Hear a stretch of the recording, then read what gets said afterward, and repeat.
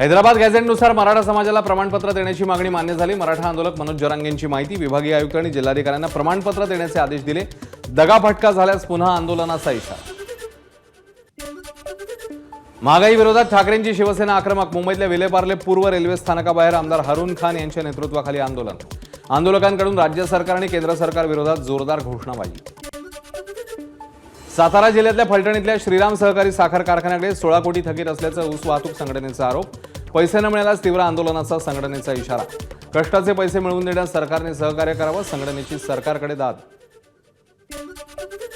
जळगाव न्यायालयाचा ऐतिहासिक निकाल। बोरखेडा हत्याकांडातल्या महेंद्र बारेलाला फाशीची शिक्षा। ऑक्टोबर 2020 मध्ये 4 भावंडांची निर्घृण हत्या केल्याचा महेंद्र बारेलावर आरोप।